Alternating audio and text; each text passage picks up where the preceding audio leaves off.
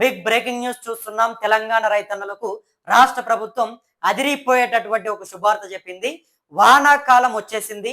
రైతులందరూ కూడా పంట పొలాల్లోకి దిగి పెట్టుబడి కోసం, డబ్బుల కోసం పూర్తిగా కూడా వడ్డీల దగ్గరికి, వడ్డీ వ్యాపారుల దగ్గరికి వెళ్తా ఉన్నారు. మరి ఈ నేపథ్యంలో రైతులకు అండగా ఉండేందుకు రైతు భరోసా నిధులని పూర్తిగా కూడా విడుదల చేసేందుకు నిన్న జరిగినటువంటి కేబినెట్ భేటీలో తెలంగాణ ప్రభుత్వం పూర్తిగా కూడా సిద్ధమైంది. రైతన్నలకు నిజంగా ఇది ఒక భారీ శుభార్త అని చెప్పొచ్చు. ఇక రైతు భరోసా నిధులని ఈ నెల చివరి నాటికి మీ అందరి ఖాతాల్లో జమ చేస్తామని చెప్పేసి ముఖ్యమంత్రి రేవంత్ రెడ్డి గారు చెప్తా ఉన్నారు. మరి వానాకాలం వచ్చింది కాబట్టి రైతులకు అండగా ఉండేందుకు ఈసారి ఖచ్చితంగా రైతుల పెట్టుబడి నిధుల్లో రాష్ట్ర ప్రభుత్వం కూడా అండగా ఉండేందుకు పూర్తిగా కూడా రైతు భరోసా డబ్బులని మీ ఖాతాలో జమ చేయబోతున్నట్లు కూడా ముఖ్యమంత్రి చెప్పారు. మరి ఈ డబ్బులు ఎవరెవరికి రాబోతా ఉన్నాయి, ఎప్పుడు జమ కాబోతా ఉన్నాయి, ఏంటి అనేది పూర్తిగా కూడా మాట్లాడుకునే ప్రయత్నం చేద్దాం. అంతకంటే ముందుగా ప్రతి ఒక్కరు కూడా మన ఛానల్ని కింద ఉన్నటువంటి సబ్స్క్రైబ్ బటన్ నొక్కి సబ్స్క్రైబ్ చేసుకోండి. ఇక తెలంగాణ రైతన్నలకి రాష్ట్ర ప్రభుత్వం ఒక అదిరిపోయేటటువంటి శుభార్త చెప్పింది. వానాకాలం సీజన్ వచ్చేసింది. నైరుతి ఋతుపవనాలు రాష్ట్రం అంతటా విస్తరించాయి.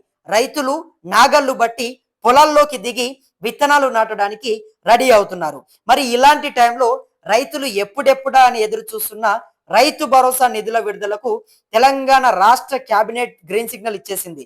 ఈ నిధులు విడుదల చేయడానికి పూర్తిగా కూడా ముహూర్తం ఖరారైంది. ఈ నెల 30వ తేదీన ఖమ్మం జిల్లా మదిరలో ఒక భారీ బహిరంగ సభను నిర్వహించబోతున్నారు.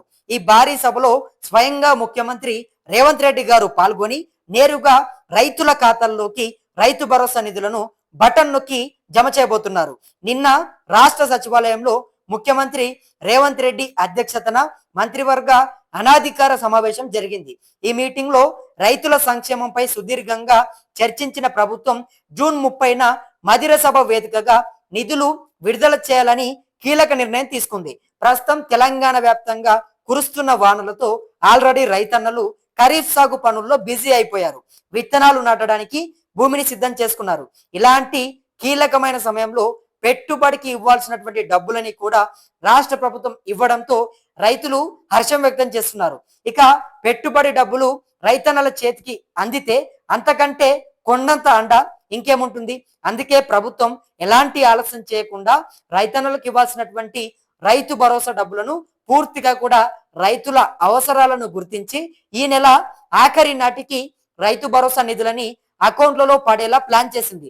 దీంతో రాష్ట్ర వ్యాప్తంగా ఉన్నటువంటి లక్షలాది మంది రైతులకు పెద్ద ఉపశమనం లభించబోతుంది.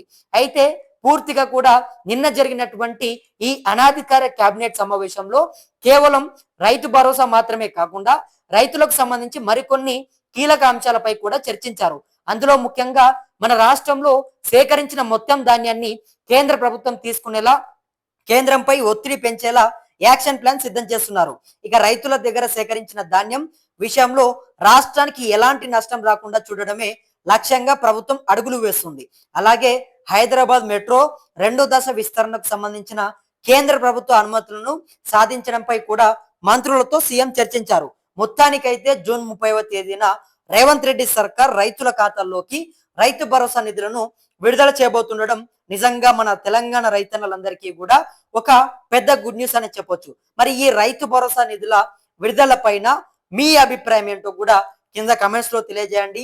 ఇక పూర్తిగా కూడా రైతన్నలు ఎప్పుడెప్పుడా అని చెప్పి ఎన్నో రోజులుగా ఎదురు చూస్తున్నటువంటి రైతు భరోసా నిధులని ఇక ప్రభుత్వం అధికారికంగా ఈ నెల 30వ తారీఖు నాడు వేస్తామని చెప్తా ఉంది. దీనికి సంబంధించి మొత్తం కూడా 9,000 కోట్ల రూపాయలని కూడా కేటాయించడం జరిగిందట.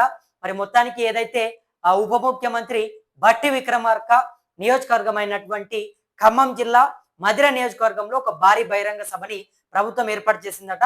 మరి ఆ సభలో పూర్తిగా కూడా ముఖ్యమంత్రి రేవంత్ రెడ్డి అక్కడికి హాజరు కాబోతున్నాడు.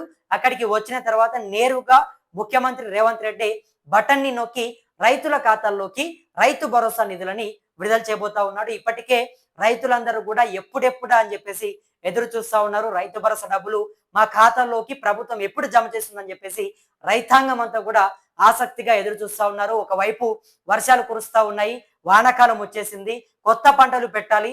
కాబట్టి రైతులు ఇక ట్రాక్టర్లు వేసుకొని నాగళ్ళు దున్నేసి పంటలు మొత్తం కూడా పొలాలని విత్తనాలు వేయడానికి సిద్ధం చేస్తా ఉన్నారు.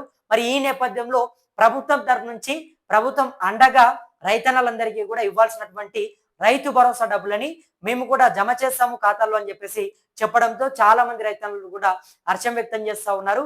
ఇక ఈ 30వ తారీఖు మీ అందరి ఖాతాల్లోకి మీరు గనక నిజంగా అర్హులైతే మీ ఖాతాలోకి డబ్బులు పడతాయి. నిజమైనటువంటి రైతన్నలకు మాత్రమే డబ్బులు ఇవ్వబోతున్నామని చెప్పేసి కూడా ప్రభుత్వం చెప్తుంది. మరి మీరు అదే విధంగా ఇంకా ఏమైనా ఈకేవైసీ పెండింగ్ లో ఉంటే ఈకేవైసీ కంప్లీట్ చేసుకోండి. ఈకేవైసీని ప్రభుత్వం మ్యాండేటరీగా చూస్తుంది. ఈకేవైసీ అప్డేట్ చేసుకోకపోతే మీకు డబ్బులు పడేటటువంటి అవకాశం అయితే లేదు. అదే విధంగా మీ బ్యాంకు ఖాతాకి మీ బ్యాంక్ అకౌంట్ కి మీ ఆధార్ కార్డుని కూడా లింక్ చేసుకోండి అని చెప్పేసి ప్రభుత్వం చెప్తుంది. ఆ బ్యాంకు ఖాతాకు ఆధార్ కార్డుని లింక్ చేయండి. దాంతో పాటుగా ఈకేవైసీ అప్డేట్ చేసుకోండి.